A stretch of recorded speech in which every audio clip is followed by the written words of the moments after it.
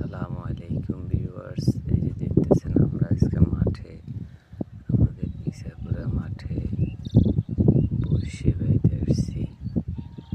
এখানে প্রচুর মানুষ আছে আজকে বড়শি বাই। এই যে এখানে আমি আসছি বড়শি বাইতে, খালি পানি আর পানি, পানি আর পানি। তারপর হচ্ছে কি যে